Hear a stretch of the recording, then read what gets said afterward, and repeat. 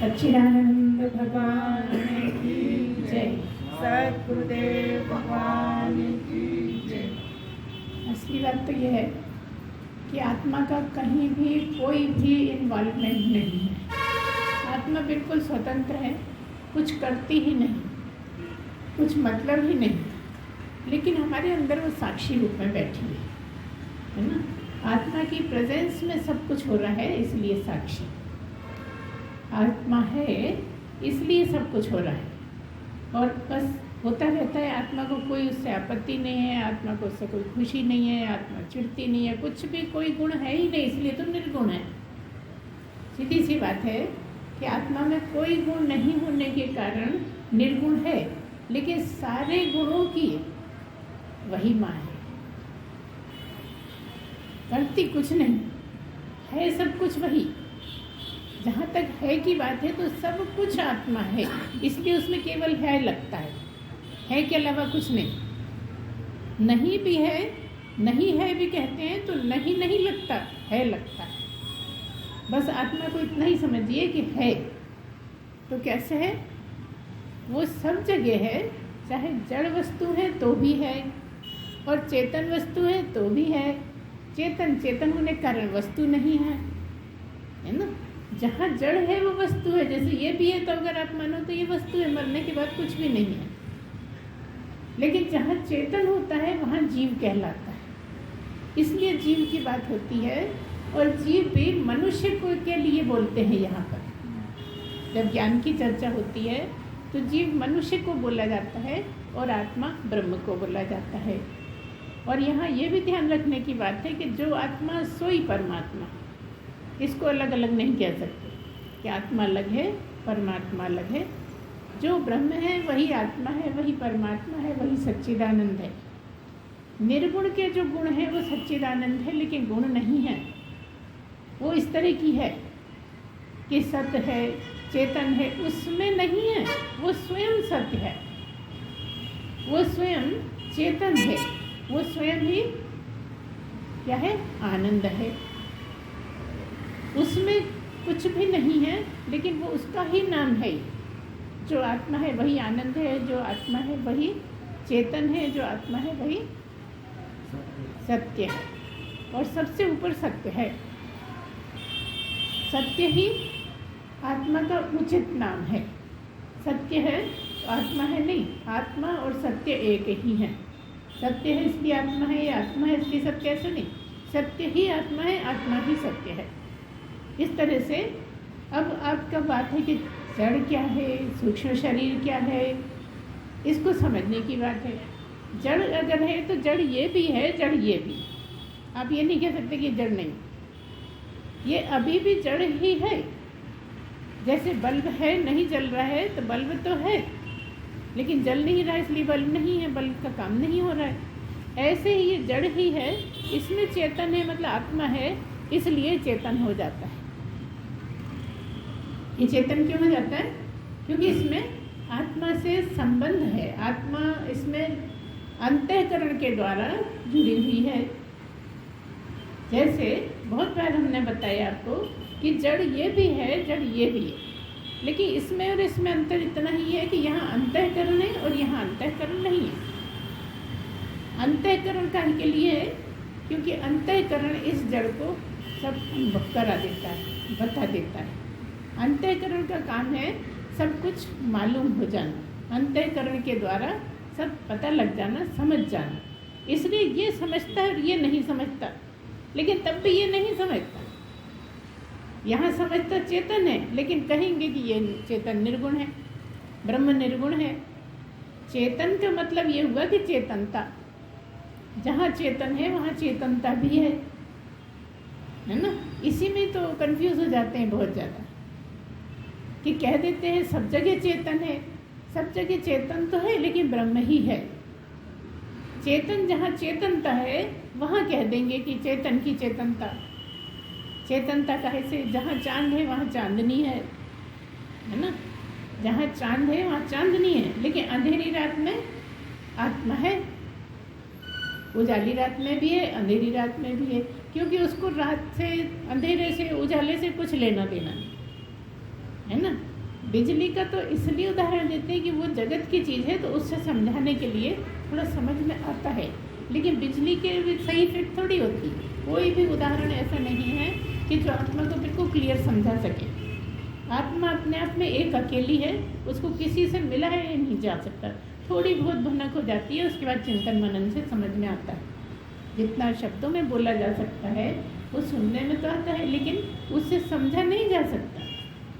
समझने के लिए तो घंटों चेतन मनन ही क्या करना पड़ता है, चिंतन मनन ही करना पड़ता है। चिंतन मनन से ही जब बहुत गहन हो जाता है तब वो अपने आप ही लाइट जल जाती है। ये नहीं कह सकते कि चिंतन मनन से भी समझ में आ जाता है। और आगे जाओ तो केवल शुद्धि होने के कारण हो जाता है। जब तक शुद्धि नहीं होगी तब तक समझ में नहीं आएगा। और शुद्धि किसे कह दी? शुद्धि इसी को छोड़ने को ही कह दिया ना। इसीलिए षट संपत्ति की बात करी कि जब तक तुम षट संपत्ति का प्रयोग नहीं करोगे जीवन में तब तक ये छूटेगा नहीं। इसलिए षट संपत्ति की बात करें कि आप इतनी प्रैक्टिस तो करो कि आपको आसक्ति नहीं हो, आपको कहीं तरह तरह के जो आपके लगे हुए हैं कि चिढ़ नहीं हो, गुस्सा नहीं आए, सहन शक्ति हो, है ना। सबको एक समान देखो, इसलिए सम हो। आपकी इंद्रियों पे वश कब होएगा? जब आप अपने आप को कंट्रोल करने से नहीं होगा। जब आप इस बात को समझ जाओगे कि मैं क्या हूँ, ब्रह्म ही हूँ। और एकदम तो समझोगे नहीं, सोचते सोचते मनन करते। विश्वास इसीलिए कह दिया कि गुरु पर विश्वास करो कि गुरु ने जो कह दिया वो सच है, बिल्कुल सही है। इसलिए यहाँ पर तो आँख मीच के ही भरोसा करो कि वो बोलता है कि तुम सत हो, जो तुम चेतन हो, तुम आनंद हो, है ना। तो मैं मान लिया। अब इसकी खोज करो कि कैसे सत हो, कैसे चित हो, कैसे आनंद हो। इसकी मनन चिंतन करके तब समझोगे। और हमने बहुत बार सच्चिदानंद पे किया है, पहले भी बताया है बहुत बार कि सत क्या है, चित क्या है, आनंद क्या है। सीधी सी बात है, एक लाइन में कह सकते हैं। सत मतलब सत्य, चित मतलब चेतन, और आनंद मतलब ब्रह्म, है ना। आनंद ही ब्रह्म है, ब्रह्म ही आनंद है। क्यों है? कोई हंसता रहता है, खुशी के मारे चिल्लाता रहता, नहीं नहीं, वो आनंद ही है, आनंद रूप ही है। उसका स्वरूप आनंद है, आपका स्वरूप आनंद है, आपका स्वरूप सच्चिदानंद है। इसलिए कहते हैं। तो क्या है? जो जड़ है उसमें जब ब्रह्म है, उसमें जब ब्रह्म का अंतःकरण के द्वारा कनेक्शन है तो जीव है। जो 19 तत्व हैं जीव, खाली 19 तत्व जीव नहीं है। इसलिए इनकी बहस थी कि खाली 19 तत्व ही जीव नहीं है, 19 तत्व के साथ ब्रह्म है। क्योंकि ब्रह्म तो सब जगह है, इसलिए वो चर्चा में नहीं आता। बिना ब्रह्म के तो जीव है ही नहीं ना, कुछ भी चीज़ नहीं है बिना ब्रह्म के, तो ये भी नहीं। क्योंकि ब्रह्म से ही सब कुछ बना है, तो ब्रह्म ही है, उसमें ब्रह्म भी है। और ये जो है वो भी है, जो दिखता है वो होकर दिखता है सब ब्रह्म ही। जो होकर दिख रहा है वो भी ब्रह्म ही है, और जो उसमें बैठा है वो भी ब्रह्म ही है। ब्रह्म इसमें भी बैठा है, ब्रह्म इसमें भी बैठा है। बस बार बार यही कहेंगे कि अंतर ये है कि यहाँ चेतन है, और यहाँ जैसे ब्रह्म तो सब जगह है, आत्मा सब जगह है, परमात्मा सब जगह है, ये कहो। और यहाँ पर जो है कनेक्शन है, और यहाँ पर भी कनेक्शन टूट जाता है तो वो जड़ ही है।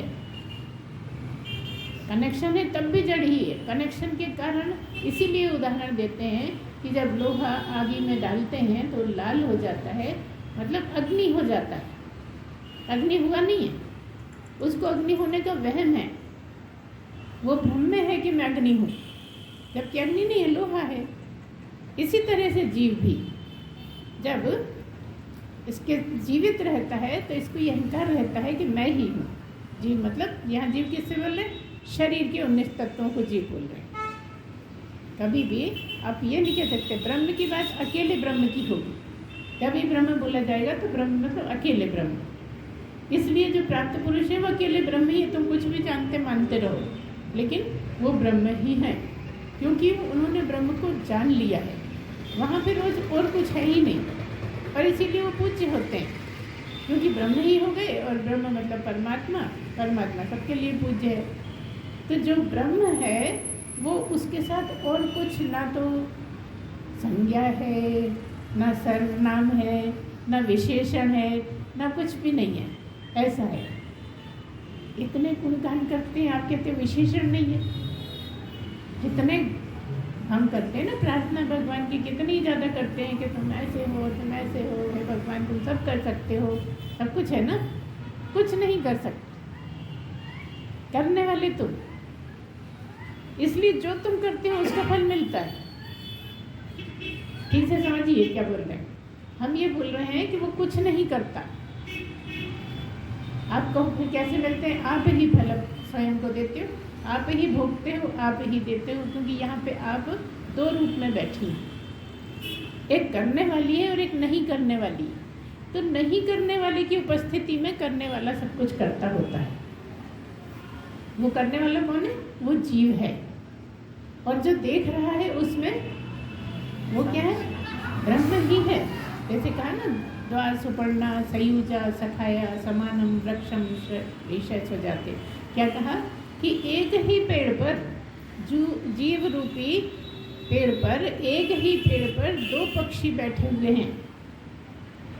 एक पक्षी तो ऐसा है जो कूद फांद उछल कूद करता रहता है, मतलब तुम। और एक पक्षी वो जो तुम ही हो, लेकिन तुम तुमको जानते नहीं। तो वो पक्षी जो तुम्हारी सूक्ष्म है, जो तुम्हारी असली मैं है, वो तो देखने वाला है, मतलब साक्षी है। वो साक्षी रूप में बैठा है बस। ये बहुत मुश्किल हो जाता है समझना। तो वो कैसे? क्योंकि एक ब्रह्म है, वो है एक ही। क्योंकि वो ब्रह्म है इसलिए दूसरा बन गया, और ब्रह्म हटा तो ब्रह्म ही है, फिर एक ही है, अब दो है नहीं, है ना। जब तक आपकी नकली मैं है, मतलब शरीर को लेकर मैं है, जब तक आप मैं करता हूँ, मैं खाता हूँ, मैं ऐसा कर दूंगा, मैंने मुझे ऐसा कर दिया, ये जब तक आता है तब तक ये नकली मैं है। नकली मैं ही आपको विचलित किए रहती है, परेशान किए रहती है, आपको बदला लेने का कहती है, आप चिढ़ जाते हैं, वो कौन है? वो नकली मैं है। आप गुस्सा दिखाते हैं, वो कौन है? वो नकली मैं है। आप किसी छोटा बड़ा मानते हो, वो कौन है? वो नकली मैं है। और असली में ना छोटा बड़ा है, ना ऊंच नीच है, ना कोई सुंदर कुरूप है, क्योंकि वो सुंदर कुरूप को छोड़कर है। जो असली मैं है, इसलिए महात्माओं को सब पर एक सी दृष्टि हो जाती है। क्यों जाती है? क्योंकि उनकी नजरों में सब समान है। ये ऊपरी दिखने वाली चीज़ें जो हैं ये नहीं है, उसको ये समझ में आ गया। जब जगत नहीं है, जगत ही मिथ्या है, ब्रह्म सत्य है, तो फिर नहीं है, मिथ्या ही हो गया जब जगत। तो जो भी दिखने वाला है वो नहीं है, जो उसमें बैठा है वो मैं ही हूँ। अब दूसरा कहाँ है बताओ? इसलिए ये जो छः हुए हैं ना षड संपत्ति की बात, इसलिए उस पर बिल्कुल सही बैठ जाती है कि सब मतलब सब बराबर है, कोई गलत है ही नहीं, कोई ना बुरा है ना अच्छा है, समता इसमें आ गई। फिर उसके कोई इंद्रियां मचलती नहीं है, इंद्रियां विषयों के लिए दौड़ती नहीं है, इंद्रियों में ऐसी इच्छा नहीं है कि ऐसा कर लें वैसा कर लें, बस होता रहता है, सब होता रहता है, जैसे सब काम हो रहा है ये भी हो रहा है। तो जो बैठा हुआ है वो कुछ भी नहीं करता। दूसरा पक्षी जो बैठा है वो कुछ नहीं करता, बस वो साक्षी है। वो साक्षी कैसे है? वो इससे सिद्ध होता है कि जब आदमी मर जाता है ना, तो वो असली वाली मैं ही उसके सहयोग से ही जीव तय करता है। यहाँ पर भी ये नहीं कहेंगे ब्रह्म तय करता है। ब्रह्म के होने से जीव जीव है, और जीव ही डिसाइड करता है। जो नकली में जो करने वाला है, तो वो जब तक करने वाला बना है तब तक वो करेगा। यहाँ तक कि दूसरों को जो परेशान करने लगते हैं मरने के बाद लोग, तो वो करने ही वाला तो करता है, उसको करने की इच्छा है और शरीर मिल नहीं रहा है, शरीर के द्वारा किया जाता है, तो किसी के शरीर को पकड़ लेता है, बस इतनी सी तो बात है। लेकिन जो बैठा है उसको कोई आपत्ति नहीं है, किसी तरह की कोई आपत्ति नहीं है, तुझे जो करना है कर ले। फिर ये क्यों कहते हैं फल में दूंगा? वो कृष्ण कह रहे हैं, एक शरीर वाला कह रहा है फल मैं दूंगा, मतलब जो शरीर वाला कर रहा है वही फल दे रहा है। इससे ये सिद्ध होता है कि जो करता है वही फल भी देता है, लेकिन जानता नहीं है कि मैं ही अपने आप को फल देता हूँ, मैं ही अपने आप को भुगतने में डालता हूँ, क्योंकि मैं गलत कर लेता हूँ। तो वो गलत करता जाता है, करते करते क्यों करता है? क्योंकि दूसरा समझता है। जो करने वाला पक्षी है वो तो करने का काम है उसका, इसलिए करेगा। जब वो करना उसका बंद कब हो जाएगा?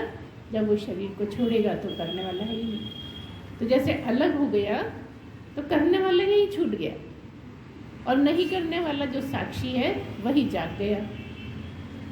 उसके होने से ही सब कुछ हो रहा था पहले, अभी भी है, लेकिन वो साक्षी मात्र है।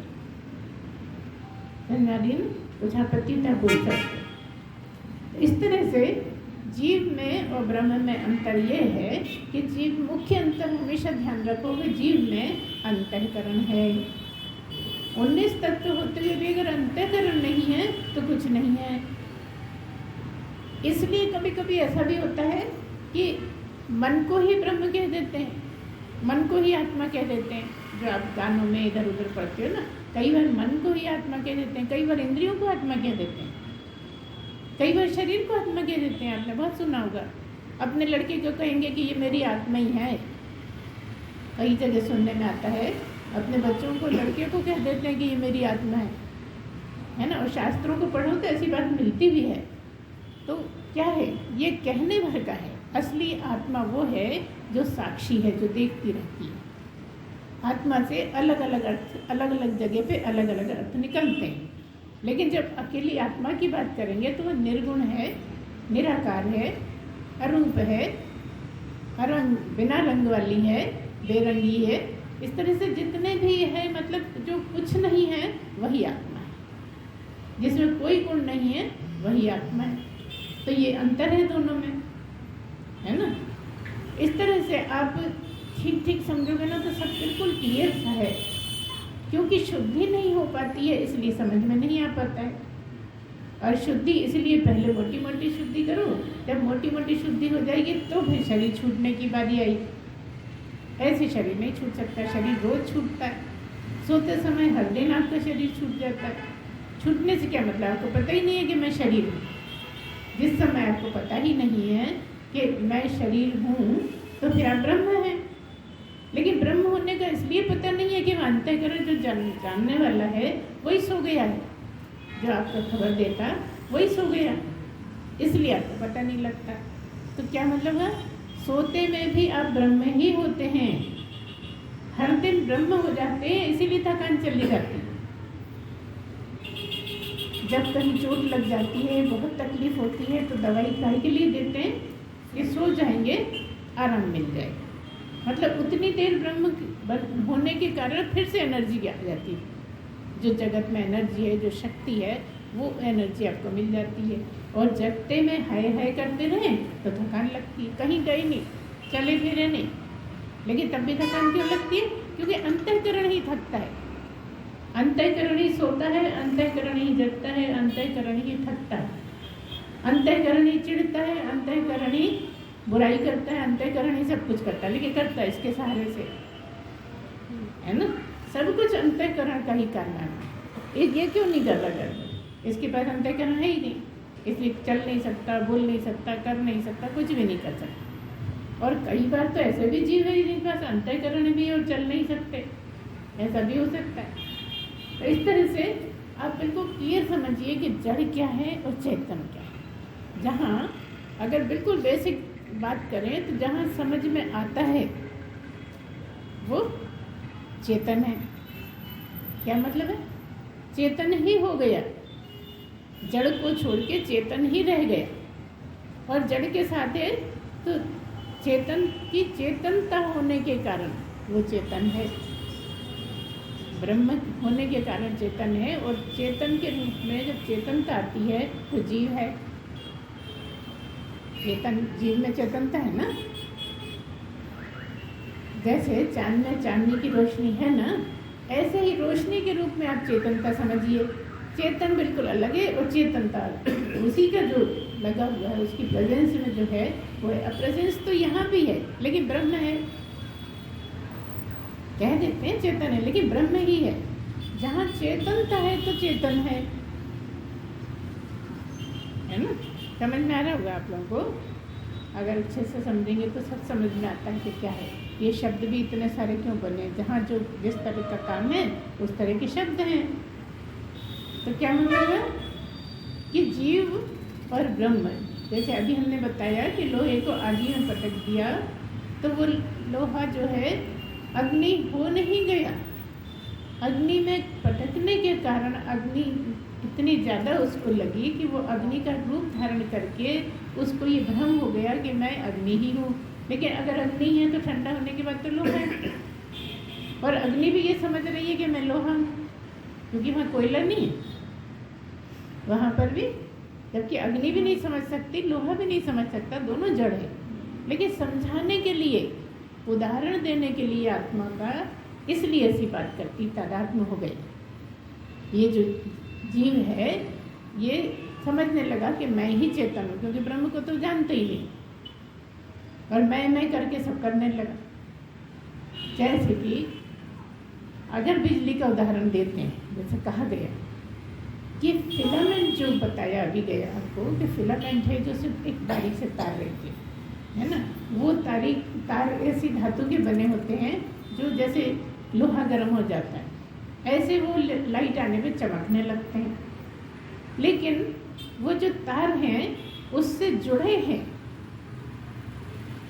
वो जो बल्ब का स्ट्रक्चर है उससे जुड़े होने के कारण लाइट होती है। अगर वो टूट जाए तो नहीं होती।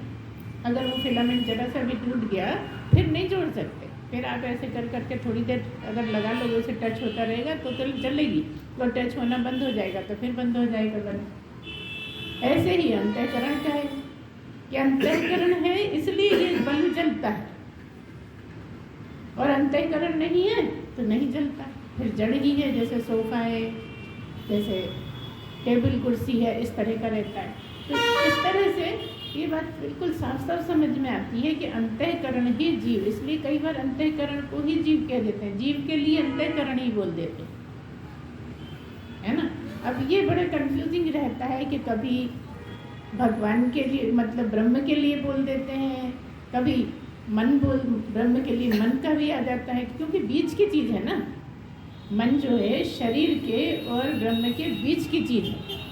जैसे पेंडुलम होता है ना, जैसे आपने एक भारी चीज़ पर बांध दी डोरे में और यहाँ ला के छोड़ दी तो ऐसे ऐसे ऐसे ऐसे होता है, जैसे झूला चलता रहता है। एक समय होता है जब रुक जाता है वो, तो वो जो चलता है ना, तो कभी वो आत्मा के साइड हो जाता है, कभी वो शरीर के साइड हो जाता है। कौन? अंतःकरण। कभी ब्रह्म ही हो जाता है, कभी अंतःकरण किसको कह रहे हैं? मन को कह रहे हैं। कभी वो शरीर जड़ के साथ मिल जाता है, कभी वो ब्रह्म के साथ मिल जाता है। तो इस तरह से ये सब कार्यकलाप चलते रहते हैं, और ब्रह्म अपना काम कुछ नहीं करता, बस बैठा बैठा देखता है, ना बैठा है, ना खड़ा है, ना जा रहा है, ना आ रहा है, ना उल्टा लटका, ना सीधा लटका, है ना। ये सब कुछ शरीर है, शरीर उल्टा सीधा है, आत्मा ना उल्टी ना सीधी ना कुछ, बस है। और इतनी ज़्यादा ठसाठस है कि उसके अलावा कुछ है ही नहीं। जो दिख रहा है वो भी है वह नहीं, सब आत्मा ही आत्मा है। अगर गहरे से समझ जाओगे तो तुम्हें भी समझ में आएगा कुछ है नहीं, ये केवल उपयोग की वस्तुएं हैं। जैसे घड़ा, चाहे घड़ा हो, चाहे दुबला हो, चाहे चिराग दिया हो, चाहे गुजरी माता हो वो बनाते हैं, लक्ष्मी माता वगैरह, कितनी भी सब है, इतने सब हैं, काहे के लिए? उपयोग के लिए है। लेकिन है क्या? बस एक मिट्टी ही है। कहा तो यही जाएगा कि मिट्टी ही है। घड़ा भी घड़ा है तो कितनी देर के लिए? जब तक है तब तक है, नहीं तो नहीं है। लेकिन मिट्टी है कि नहीं है? पहले थी कि नहीं? बाद में होगी कि नहीं? मिट्टी सदा है। तो तुम मिट्टी हो, तुम दिया नहीं, तुम मिट्टी हो, तुम घड़ा नहीं, है ना। तो मिट्टी पर ध्यान नहीं जाता, घड़े ही घड़े पे ध्यान जाता है, क्योंकि वो क्रियान्वित है, कुछ कुछ करता रहता है, तो उस पर ध्यान जाता है कि मैं शरीर हूँ, इसीलिए मैं करते हैं। जबकि मैं शरीर नहीं हूँ, ये ज़्यादा समझना है। मेरे होने से ये शरीर है ना। जैसे बल्ब जल रहा है तो ये सब हो रहा है, बल्ब ना जले तो कुछ नहीं कर पाएंगे, बैठे रहेंगे। या दूसरी कुछ उजाला करेंगे। इसी तरह से ये समझने की बात है कि ब्रह्म है तो सब है, जैसे मिट्टी है तो सब बर्तन है। मिट्टी नहीं है तो क्या बर्तन? आपको पीतल, वो बातल दूसरी हो गई, तो फिर हम कहेंगे पीतल नहीं है तो कुछ नहीं है। आप पीतल पे चल जाओगे, लोहे पे चले जाओगे, हम उसकी बात करेंगे कि भाई लोहा है तब तो हथौड़ी है ना, बिना लोहे की हथौड़ी तो नहीं है। और होएगी भी तो पत्थर की होगी, फिर वो पत्थर ही होगा, लोहा नहीं होगा। तो बात ये हो रही है, उसको समझिए, बस गहराई में जाइए कि लोहा होने से कुछ नहीं होता। वो लोहा क्या करेगा? लोहा तो बेकार ही है। आपको इतना ऊंचा ढेर लोहा कोई दे दे, आपको क्या कर लोगे? हथौड़ी का काम भी नहीं करेगा वो, वसूले का भी नहीं करेगा, फावड़े का भी नहीं करेगा, गेंती का भी नहीं, किसी का भी नहीं करेगा। लेकिन है तो होने वाला लोहा, होने वाली मिट्टी, होने वाला ब्रह्म जो है सदा, वो ब्रह्म है। अच्छा, आप ये कह सकते हो कि उसमें उससे सब कुछ होता है कि गेंती भी हो जाएगी, फावड़ा भी हो जाएगा, कुदाली भी हो जाएगी, उससे सब कुछ हो जाएगा लोहे से। लेकिन लोहा तो बस लोहा ही है और लोहा ही सदा है। कुल्हाड़ी की धार खराब हो गई, बहुत ज़्यादा बेकार हो गई, तो उसने लोहार ने उसको पिघला दिया, तो लोहा तो है ना। लोहा कहाँ गया? गया क्या? कुल्हाड़ी गई, कुल्हाड़ी आई थी, कुल्हाड़ी गई। इसी तरह ये शरीर आया, ये शरीर गया, और ब्रह्म तो सदा ही है। लेकिन शरीर कब है? शरीर ब्रह्म के होने से शरीर है। ये और ऊपर की बात है कि ब्रह्म है इसलिए शरीर शरीर है, और ब्रह्म रहते अंतःकरण है इसलिए और कहेंगे शरीर है। अंतःकरण चला गया और इसीलिए जीव के चला गया, जीव चला गया मतलब अंतःकरण चला गया, और 19 तत्व जो होते हैं वो सब चले गए, तो मतलब डेड बॉडी रह गई, मतलब मिट्टी ही रह गई। तो ये मिट्टी नहीं है, ये मिट्टी वो मिट्टी है जो घड़े की बात कर रहे हैं, घड़े में मिल गई, मिट्टी में मिल गई। और चला कौन गया? जीव चला गया, आत्मा नहीं चली गई। आत्मा सब जगह ठसाठस है, उसका इतना विस्तार है कि कहीं ख़त्म ही नहीं है। आत्मा ही सब जगह बहुत ज़्यादा है और सब उससे छोटे ही हैं। जैसे अभी थोड़ी सी बात हुई आत्मा और माया की बात, तो कभी भी आप माया कहो कितनी विकट हो, कितनी परेशान करने वाली, लेकिन उसमें तो छोटी है ना, कृष्ण से तो कम ही है ना। कृष्ण शरीर नहीं, यहाँ कृष्ण आत्मा को बोल रहे हैं कि आत्मा से तो छोटी है ना। अगर उनकी दया हो जाए तो माया क्या कर लेगी?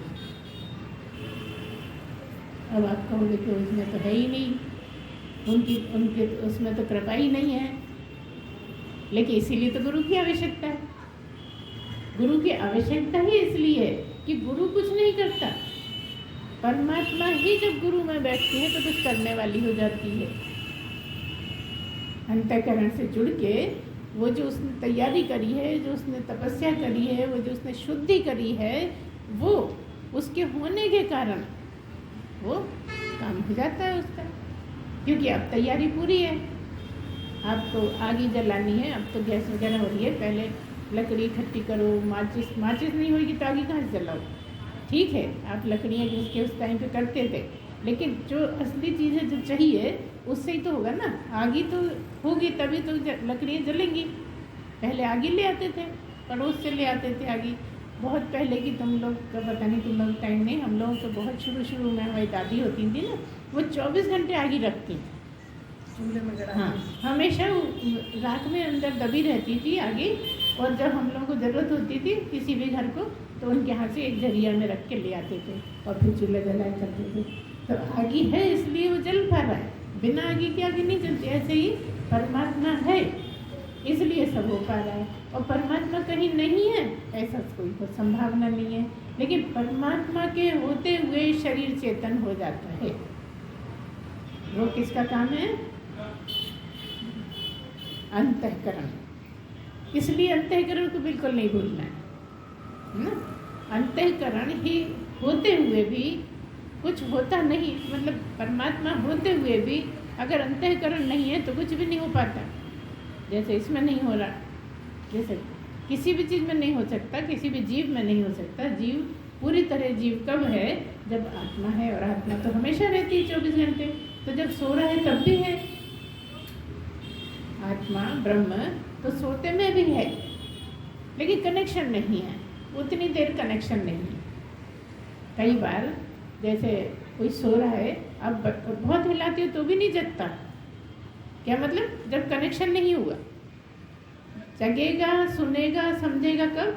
जब अंतःकरण से कनेक्शन हो जाएगा। ब्रह्म तो है, ब्रह्म लगातार है, लेकिन वो जो सो गया थक के, वो जगेगा तो पता लगेगा। तो ये जब सोया था, उसके उठने के बाद किसको पता लगा? किसने बताया? जो जग रहा था उसके कारण आपके अंतःकरण को पता लगा, और अंतःकरण को पता लगा मतलब आपको पता लग गया, क्योंकि अंतःकरण ही तो जीव है। 19 तत्व में आता है ना अंतःकरण, 4 पार्ट, 19 में से 4 अंतःकरण है। तो अंतःकरण को पता लगा मतलब तुम्हें पता लग गया, क्योंकि वो सो रहा था इसलिए उसको पता नहीं था। तो जो जग रहा था, जो आत्मा विशेष है, उसके होते, अब आपको आत्मा थोड़ी बताती है नहीं, लेकिन अंतःकरण में इंट्यूशन हो जाता है। सो रहा था इसलिए कुछ भी नहीं हो रहा था। तो अंतःकरण के बिना जीव नहीं। अंतःकरण है इसलिए जीव है। और अगर अंतःकरण नहीं है तो 2 पक्षी जैसे हैं, अलग अलग। ब्रह्म कुछ करता ही नहीं, ब्रह्म ने कभी कुछ किया ही नहीं। ब्रह्म ने भी जब किया जब वो जीव बन गया, है ना। ब्रह्म जब तब किया, जब तक कुछ नहीं किया था, जब ब्रह्म ही था, और आज भी है, सदा है। कहा ना विचार आया तो जीव बना। जब तक विचार नहीं आया कि मैं अनेक हो जाऊं, जब तक नहीं। अब कहीं अलग से तो आई नहीं, सब ब्रह्म से ही जीव हुए ना। तो जैसे ही विचार आया तो जीव हो गया, तो जीव अलग, ब्रह्म तब भी बना रहा। इतनी गूढ़ बातें हैं कि शब्दों में नहीं की जा सकती, और मनन से समझ में आती है, मनन चिंतन से समझ में आती हैं। और मनन चिंतन ही आवश्यक है यहाँ, और इसलिए बिना पढ़े लिखे भी पहुँच सकते हैं।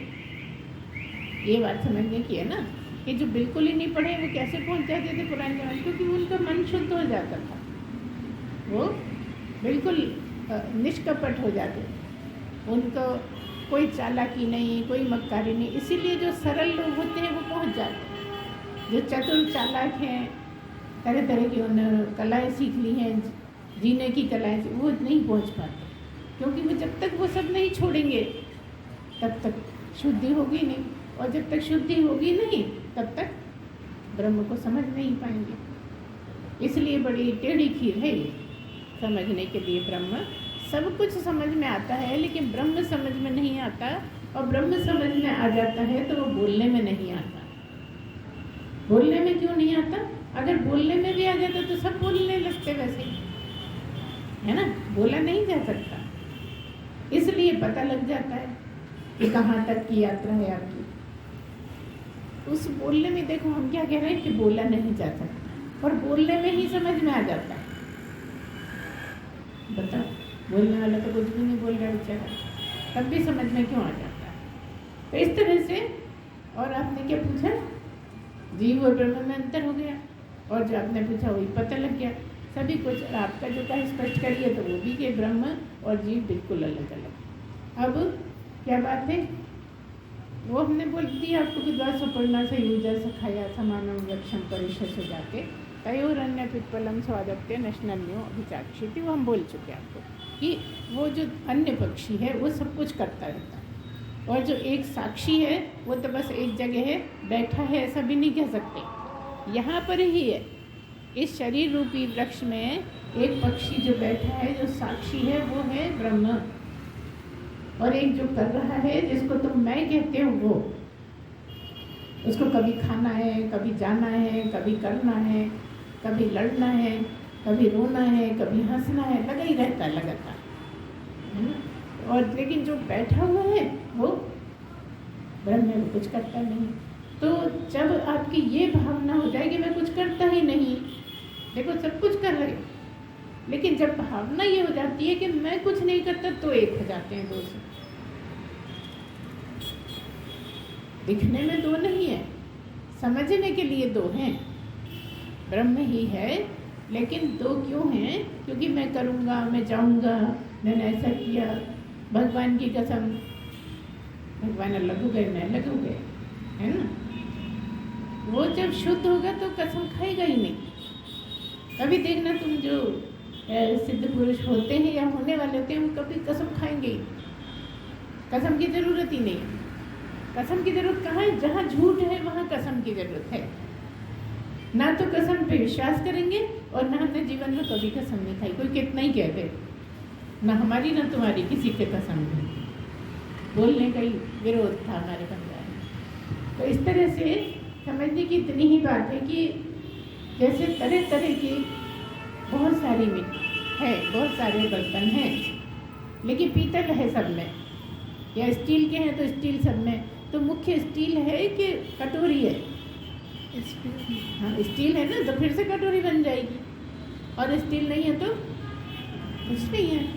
इसी तरह से ब्रह्म का है कि ब्रह्म है इसलिए सब कुछ है, इसीलिए जीव है। और जीवों में भी अलग अलग जीव हैं, है ना। जितने भी संसार के जीव हैं 84 लाख में, जितने भी तुम जानते हो, सब इसलिए है कि ब्रह्म है। सब सामान्य इसलिए है कि ब्रह्म है। सब जीव जंतु, सारे पेड़ पौधे इसलिए हैं कि ब्रह्म है। मतलब क्या? सबके पीछे एक ही है ब्रह्म। फिर ब्रह्म का ये पसारा है। भूल से जीव बन गया, ब्रह्म जीव बन गया, ऐसी लाइन आती है, हमारे गुरुदेव बोलते हैं। तो क्या है कि भूल से जीव बन गया, मतलब वो ये भूल ही गया कि मैं ब्रह्म हूँ। क्योंकि जानने की, मानने की, करने की, ये सब उसको आसक्ति होने लगी, बुरा भला लगने लगा। तो ये सब चीज खत्म हो जाए तो वो, जबकि कहा गया कि अनादिकाल से जीव है। अनादिकाल से जीव का क्या मतलब हुआ? कि जब से है तब से जीव ही है। जीव को ये नहीं कह सकते कि ब्रह्म पहले था। और कहा क्या? अभी हमने थोड़ी देर पहले कहा, जब ब्रह्म को ये हुआ कि एक से अनेक हो जाऊं, उससे ये सिद्ध होने लगता है कि ब्रह्म था। नहीं, ब्रह्म ब्रह्म है, ब्रह्म जीव हो ही नहीं सकता। इसलिए ये नहीं कह सकते कि उत्पन्न हुआ जीव बना। हाँ, जीव ब्रह्म हो सकता है। जीव रहते रहते प्रयत्न करते करते कभी ब्रह्म हो जाएगा। लेकिन जीव पहले ब्रह्म था, ये बिल्कुल गलत है। जीव और ब्रह्म तो बस है, ब्रह्म में कोई परिवर्तन ही नहीं। ब्रह्म के रहते सब कुछ होता है, जानना, मानना, खाना, पीना, सब कुछ ब्रह्म के होते ही होता है। मतलब एक ऐसा है जिसके होते सब होता है और सब होते खत्म हो जाता है। वो कौन है? ब्रह्म है। मतलब एक ऐसा होना चाहिए जिसके रहते सब कुछ है। जैसे कि आप मानो कि स्टेशन पे 2-4 गाड़ियाँ खड़ी है ना, एक गाड़ी में आप बैठे हो, जब कोई दूसरी गाड़ी तुम्हारे पड़ोस की चलती है, तुम्हें क्या लगता है? हमारी गाड़ी चली। थोड़ी देर में पता लगता है हम तो वहीं खड़े हो, निकल लिए, है ना। कोई गाड़ी तुम्हारे रहते कोई गाड़ी आई, खड़ी हो गई, तो तुम्हारे रहते गाड़ी आई, तुम्हारे रहते गाड़ी चली गई। ब्रह्म के रहते सब कुछ हुआ और ब्रह्म के रहते ही सब खत्म हो गया। ब्रह्म नहीं कहीं गया ना आया, ना गया ना आया। वो कौन? वो ब्रह्म। सब कुछ के पीछे एक कोई है। जैसे तुम्हारे रहते तुम्हें पता है, मैं सोया, मैंने खाया, मैंने नहीं खाया, मैं आ गया, मैं चल गई, किसके? तुम्हारे रहते पता लगा। तुम हो इसलिए सब पता लगा। ऐसे ब्रह्म है इसलिए तुम्हें सब कुछ पता लगा। एक ऐसा, जैसे मान लो दादाजी हैं, दादाजी के सामने कोई बच्चा पैदा हुआ, है ना, दादाजी के सामने उनके बेटे हुए, दादाजी के सामने उनके पोते हुए, है ना। और कोई चले भी जाते हैं, स्वर्ग भी सिधार जाते हैं। दादाजी के रहते सब कुछ हो रहा है, तो देखा किसने? दादाजी ने देखा। दादाजी को पता है सारी कथा कहानी। अब पोता सुनाने लगे कहानी, वो तो सुनी सुनाई है ना, उसे देखा थोड़ी है। जो देखने वाला है वही असली है। सुन के तो एक से एक यानी क्या बात बना देते हैं। तो सुन के बोलने वालों का पक्का नहीं है कि कितनी सही बोल रहे हैं कितनी गलत। वो बिगड़ते कुछ की कुछ खिरचड़ी जैसी हो जाती है। तो क्या मतलब है? कोई एक था जिसके रहते सब कुछ हुआ और उसके रहते ही सब कुछ खत्म हो गया। वो ब्रह्म ही है जिसके रहते सब कुछ होता है और उसी के रहते ख़त्म हो जाता है। तो जब हम कुछ समझाते हैं तो कुछ ना कुछ आपको बहाना बनाते हैं। कभी हम षट संपत्ति की बात करते हैं, कभी हम इंद्रियों की, मन बुद्धि की, 19 तत्व की बात करते हैं, कभी तरह तरह के टॉपिक जितने भी हैं ना, उनके सहारे से ब्रह्म को कहते हैं। ब्रह्म को अकेले नहीं कहा जा सकता, ब्रह्म को कुछ ना कुछ उदाहरण से कहा जा सकता है, और उदाहरण होने के कारण समझ में नहीं आता, क्योंकि जो चीज़ है वो ब्रह्म जैसी नहीं है।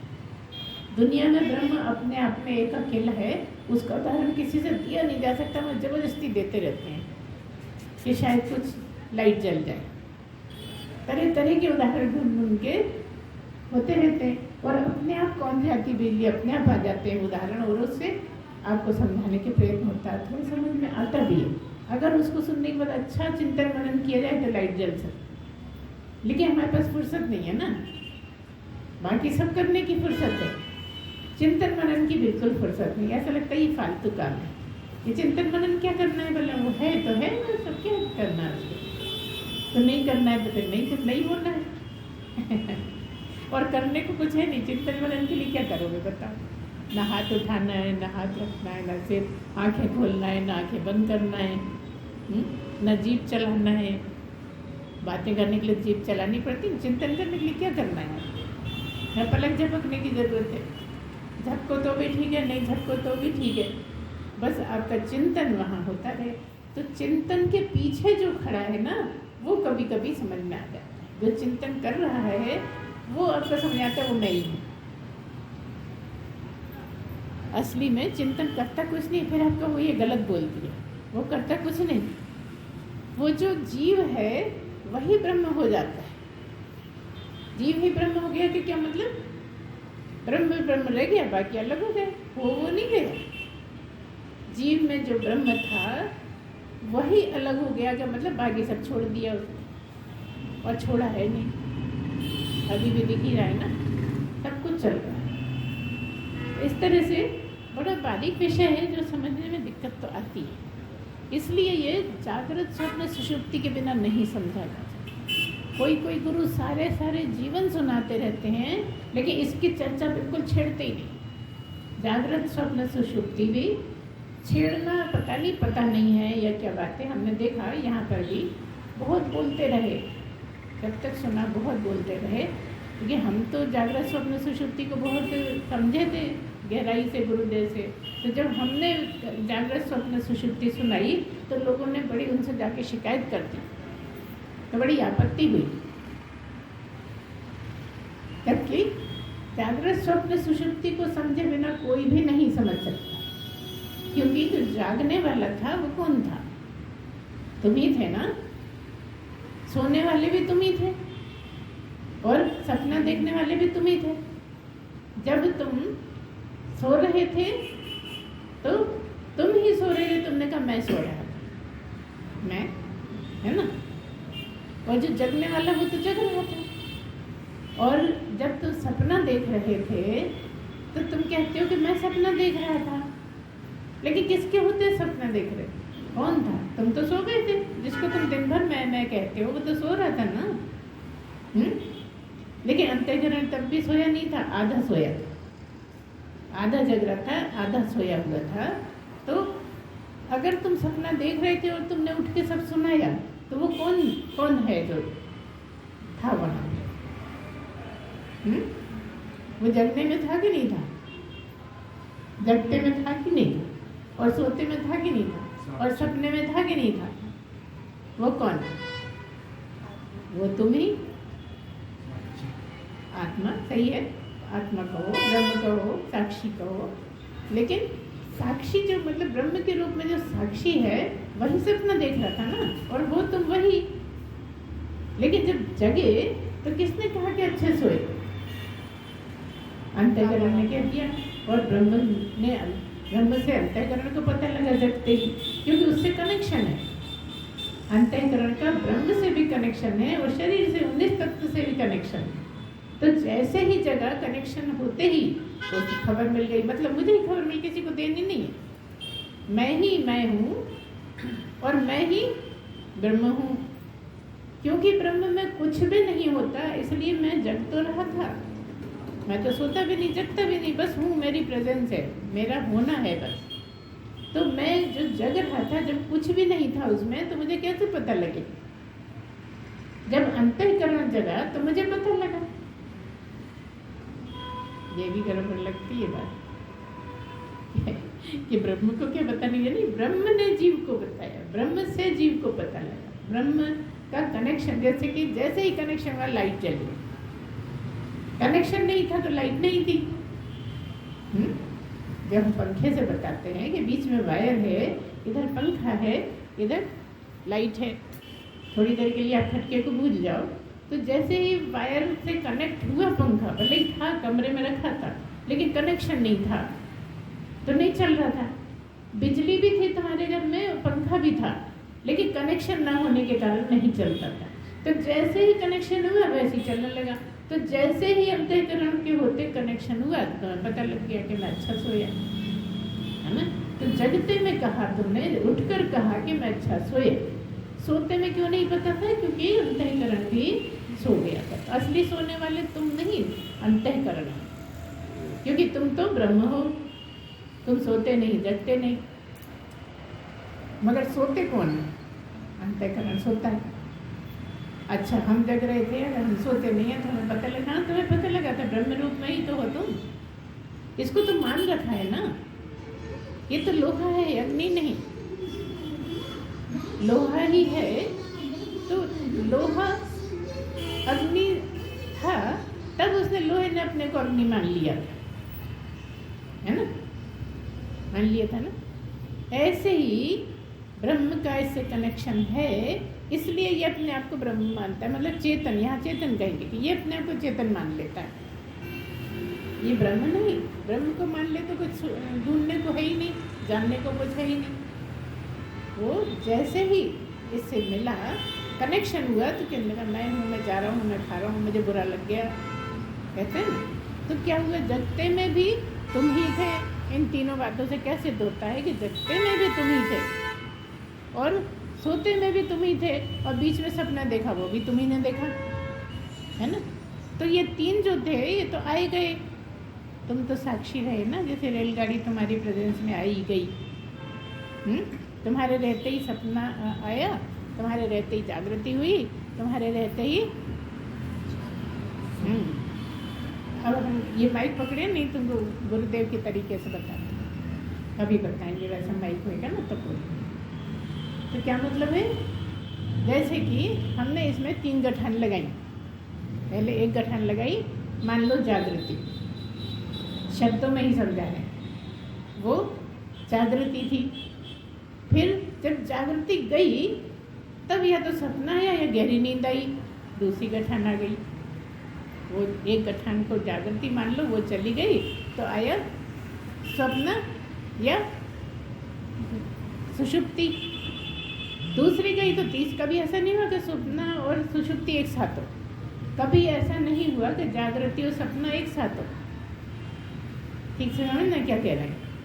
सपना वो तुम्हारे जानने में, सपना वो जो सोने और जगने के बीच का था, उन्हीं पे थे, थोड़े अलसाए हुए थे, तब सपना था। ना तुम उसको जगना कह सकते, ना तुम उसको सोना कह सकते। और ये जगना था, एक गठान जगने की थी, ये गई तो दूसरी आई सपने की आई, वो गई तो तीसरी आई।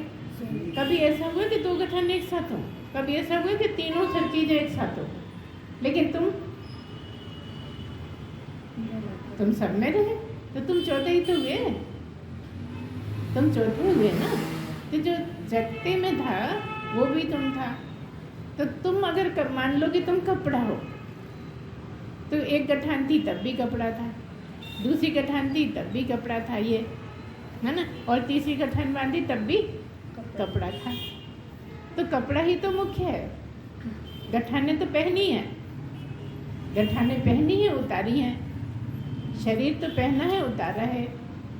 तो पहने क्या? पहना कोई छोटी चीज़ हो तो पहने, वो तो सारे में ही है, इसलिए इतने सारे।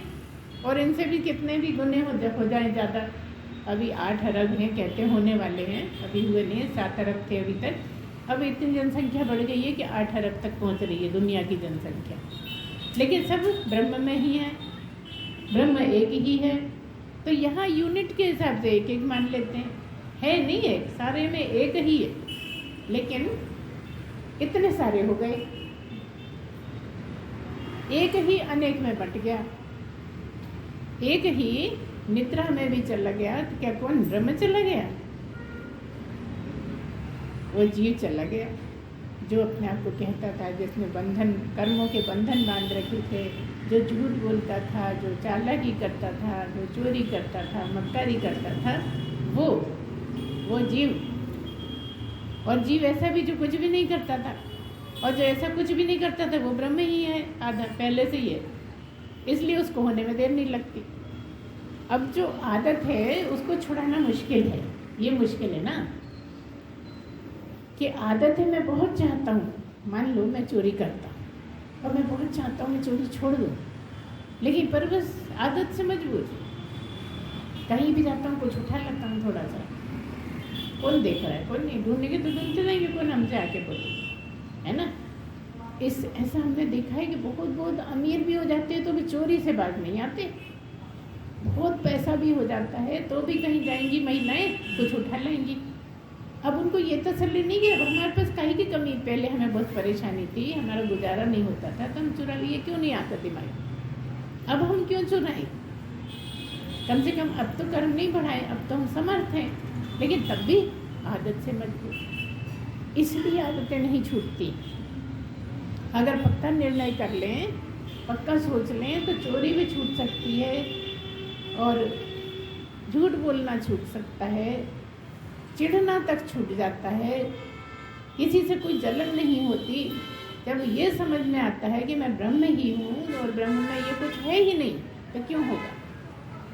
बात बात पर चिढ़ जाते हैं हम, तो बात बात पे बुरा लग जाता है, मिस आते हैं कि क्या करें। अब यहाँ तक कि गुरु तक से भी हो जाता है, जिसको हम इतना मानते हैं, इतना चाहते हैं जी जान से, तो भी वो हमारी तरफ दिख रहा है ना, मनुष्य हो जाता है, तो हम फिर बाद में समझ के अपने को ठंडा करते हैं, नहीं तो वो तो जैसे सब है वैसे वो, क्योंकि वो चिढ़ने की जो ग्रंथि पड़ी है ना, वो नहीं जा रही, इसलिए मुश्किल होता है।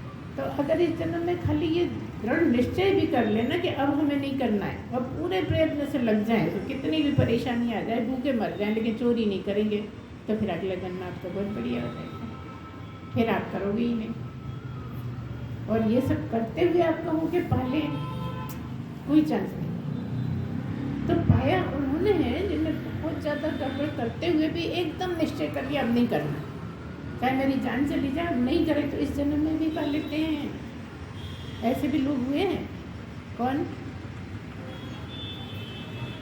अंगुलीमाल, इतना बड़ा उदाहरण हमारे सामने है अंगुलीमाल का, कि चोरी करना तो छोड़ो, लूटपाट तो छोड़ो, उंगलियां काट काट के माला पहनता, और वो हो गया, क्योंकि उसको जानकारी ही नहीं थी, वो जानता ही नहीं था कि ऐसा भी होता है। वो तो बड़े आराम से कर रहा था, वो तो बड़ा सरल आदमी था, देखा जाए तो वो सरल था, कपटी नहीं था, वो उसको तो गुजारा करना है, तो गुजारा करके अपना जहाँ से जो मिलता था लोगों से छीन के लूट के और ले जाके दे देता था। लेकिन जब उसको जानकारी में आया कि ये बहुत गलत कर रहे हो, इसका तुम्हें फल भोगना पड़ेगा, इससे तुम बहुत मुश्किल हो जाएगी, और जो तुम्हारा खा रहे हैं कमाए हुआ वो भी तुम्हारा साथ नहीं देंगे। वही लोग घर वालों को बहुत अच्छे से चाहते हैं, घर वालों को भी अपनी जान के बराबर अच्छा चाहते हैं। आप सोचो उसकी ऊंचाई क्या थी, कहने के लिए अंगुलीमाल था, लेकिन घर वालों को अपनी जान की बराबर चाहता था। उसके तो मन में ये था भ्रम कि जो मुझ पे पड़ेगी सब सहेंगे मिलके, परेशानी क्या है, मैं अकेला थोड़ी सहूँगा। जब उसे ये पता लगा कि इतना गलती मुझसे हो रही है और कोई सहने को तैयार नहीं है, तो मुझे ही नहीं पता था ये बात, तो चल दिया। इस तरह से हो जाते हैं बहुत से लोग, बहुत से नहीं, कोई हो पाते हैं, लेकिन तब भी हमारे पास उदाहरण तो है ना बताने के लिए कि अगर हम छोड़ दें अपनी गलत आदतें। अब बताओ, चिढ़ना छोड़ने के लिए क्या परेशानी है? लेकिन होता है चिढ़ना कि मेरे बच्चे को मारा, ममता, मैं और मेरा, मेरा बीच में खड़ा है ना। अब कई बार मेरा बच्चा है तो हम डांटेंगे नहीं, करने दो, डांटेंगे नहीं, और पड़ोसी का बच्चा है तो डांट भी देते हैं, मार भी देते हैं। ये भी चीज़ नहीं होने देते। पड़ोसी का है, देवरानी जेठानियों को देख लो आप, उनको लगता है जलन में मारती है, भले ही वो सही कर रही है, इसने गलती करी है और तुम नहीं थी वहाँ पे तो उसने डांट दिया तो अच्छा करा, ये नहीं, क्यों डांटती है? अरे ये तो बहुत दूर की बात है। अगर माँ डांट रही है तो बाप को बुरा लगेगा, बाप डांट रहा है तो माँ को बुरा लगेगा। खुद कितना भी डांटती रहेगी दिन भर, अरे बेकार डांटते रहते हो तुम, ऐसा है ही कि कोई भी डांटेगा तो वो उसको बुरा लग जाता है। जबकि है क्या, सही बात के लिए आपका अगर निर्णय ऐसा हो कि हाँ बस सही, अच्छा करा, मैं तो वहाँ था नहीं, तुमने डांट दिया, हमारे बच्चों को सुधारने में तुम्हारा है योगदान। अब कई लोग इसी तरह से बच्चों को बहुत बिगाड़ देते हैं कि टोकते नहीं हैं, बताते नहीं हैं, और प्यार बताते हैं कि बड़ा प्यारा है, डांट दूंगी तो ये मेरे से दूर चला जाएगा। तो गलत हाथों का इतना भंडार हो जाता है कि वो बदमाश हो जाता है जवान होने में, फिर आपके हाथ में कुछ नहीं रहता। इसलिए इन बातों का बहुत ध्यान रखने की ज़रूरत है। या तो जिसका बच्चा है उसी को दो कि वही उसकी जिम्मेदारी, हमने अपने बच्चे पाल लिए, हमारा पेट भरा है, हम भूखे नहीं हैं, तो वही संभाले। और नहीं तो अगर आप संभाल रहे हो तो आपकी ड्यूटी बनती है कि माँ की तरह बात टोको भी, माँ की तरह बात बताओ भी, सिखाओ भी, एक अच्छा नागरिक बनाओ। नहीं तो आपने तो मनुष्य जन्म में आना उसका बेकार कर दिया, तरह तरह की बातें सिखा दी, गलत बातें सिखा दी कि छुपा लो, मत बताना, माँ बाप को नहीं बताना। होता है, बहुत लोगों के साथ होता रहता है। तो ये सब चीज़ों के लिए बहुत सावधानी चाहिए मनुष्य जीवन में। ये बेकार बातें नहीं है, खाली ब्रह्म करो वही काम की बात नहीं है। ये सब होने से ही ब्रह्म करने में हो पाएगा। आप सारे दिन ब्रह्म की जब 1 घंटा ब्रह्म के गाने गाते रहो तो कुछ नहीं होना है। वो आपको गहरी बातें समझना है कि कहाँ हमें मुझ में सुधार करना है, दूसरों में सुधार करने की जरूरत नहीं है। कई लोगों की आदत देखो, पूरे टाइम दूसरों को टोकते रहेंगे, कोई मिल जाए तो टोकना है, लेकिन खुद में कुछ भी नहीं सुधार आता। तो पहले खुद को तो सुधारें, तब दूसरों को सुधारें तो काम करें। जब आप सुधरोगे तो जग सुधरेगा, दूसरों को सुधार के कोई भी नहीं सुधरेगा। तुम मुझे सुधारते रहो, मैं तुम्हें सुधारता रहूँ, कुछ नहीं होना जहाँ के तहाँ है। तो हर एक को कोशिश ये करनी है कि अपनी बुराइयाँ देख के अपनी बुराइयाँ छोड़िए। अगर वो छोड़ पाएगा तो बहुत उम्मीद है। क्यों है उम्मीद? क्योंकि वो तो पहले से ही है। यही बातें तो छोड़नी है ना। कृष्ण कृष्ण क्यों थे? क्योंकि ये बातें नहीं थी। आप कहोगे नहीं, चोरी करते थे, चोरी कराते थे। हमने बहुत बार बताया आपको कि क्यों था। उनकी चोरी नहीं थी, है ना। नहीं तो क्यों पूछता जमाना, सारा संसार क्यों पूछता। वो कुछ इशारे हैं दूसरी तरफ, वो जो सब कथा कहानी है वो दूसरे इशारे हैं। वो समझो तो ठीक है आपके जीवन में, नहीं समझो तो वो तो बुराइयाँ तो बहुत दिखती हैं। नहीं भी हैं तो बना लेते हैं हम, और अपनी बुराई भी है तो उसको ढक के अच्छा ही बना लेते हैं ना। बस यही तो गड़बड़ हो जाती है। तो इस तरह से आप समझिए कि जब सोते में भी मैं हूँ, जगते में भी मैं हूँ, और सपने में भी मैं ही देख रहा था, तो तीनों ही साबित करते हैं कि मैं सदा रहता हूँ। मेरे होते सपने होते और मैं नहीं हूँ तो कुछ नहीं। सपना होएगा किसको? आप कहो मेरे बिना सपना हो गया, तो सपना किसको हो रहा है? आप हैं इसलिए तो सपना हो रहा है, आप हैं इसलिए तो जागृत है, आप हैं इसीलिए तो गहरी नींद है। तीनों आपके होते ही हैं, तो आप ही हैं कि ये सब हैं? बताओ। है ना, बदलने वाले एक जाता है, एक आता है, एक जाता है, बदलते नहीं है। वो आया, वो गया, वो गया, वो आया। जैसे सपना आया तो सपना बदला नहीं, सपना दिखा भर था, ना कहीं आया न गया, ना कोई उसका अस्तित्व है। वो तो दिखा था, दिखना बंद हो गया। बस इतना ही, जिसके लिए हम उदाहरण बताते हैं कि वो कपड़ा बेच रहा था और नींद खुल गई तो थोड़ी देर और लग जाते तो पैसे मिल जाते थोड़े बहुत, ऐसा लगता है। लेकिन इसीलिए महात्माओं ने सपने को सपना नहीं कह के जागृत को भी सपना कहा कि ठीक इसी तरह। इसलिए ये ज्ञान मार्ग में सपने का बहुत महत्व है। सपने को समझना और सपने से ये वाले सपने को समझना, बहुत ज़्यादा आवश्यक। इसलिए ज्ञान मार्ग में इसके बिना कुछ भी नहीं है। जागृत स्वप्न सुषुप्ति को समझे बिना ब्रह्म को नहीं समझा जा सकता। इसलिए जब जाना जाता है तो पता लगता है कि मैं ही था सपना देखने वाला, मैं ही सोने में जो था वो भी मैं ही हूँ और जागृत में भी मैं ही हूँ। तो जो चौथा है वो मैं हूँ, ऐसा साबित हुआ। तो जो कहते हैं ना तुरिया क्या है, वो मैं ही हूँ। उसमें ये नहीं है कि आप समाधि लगाओगे तब मैं, उसमें तो बस सहज समाधि। एक बार मैं को मैं पता लग गया, एक बार मैं मुझे मेरा पता लग गया तो वो सहज समाधि हो गई। फिर कुछ करना कराना नहीं है कि पालती मार के बैठेंगे तो फिर ध्यान करेंगे तो फिर सब। अब तो ध्यान लग ही गया काय में, ब्रह्म में। मेरा मुझ में ही ध्यान चला गया। अभी तक मेरा मुझ में ही था, अभी तक क्योंकि मैं शरीर था इसलिए मेरा ध्यान शरीर में था। अब मैं ब्रह्म हो गया तो ब्रह्म में नहीं रहेगा ध्यान, ब्रह्म में ही हो गया। अब ध्यान व्यान नहीं, अब मैं बस प्योर ब्रह्म और कुछ भी नहीं, ना ध्यान ना समाधि ना कुछ भी नहीं। इसलिए बस यही समझ में आ जाए तो सब समझ में आ जाता है। इस तरह से जब ब्रह्म ही हो गए तो कुछ करने कराने को बचता ही नहीं। वो ब्रह्म है जो कुछ नहीं करता, वो ब्रह्म है जिसका कोई आकार नहीं, वो ब्रह्म है जिसमें कोई गुण नहीं। तो वही सब कुछ है और वही आप है, वही आप है। सब बहुत से नहीं है, जो आप हैं वही आप हैं, जो आप हैं वही आप हैं, और जो ये आप हैं वो सब आप एक ही हैं। इतनी ही बात समझ ली। जिस दिन ये बात समझ में आ जाएगी तो समझने को कुछ बचेगा नहीं, बाकी सब चलता रहेगा जैसे चलता रहता है। ठीक है, तो आज इतना ही। बोलिए सच्चिदानंद भगवान की जय, सद्गुरुदेव भगवान की जय। पूर्णमदः पूर्णमिदं पूर्णात् पूर्णमुदच्यते पूर्णस्य पूर्ण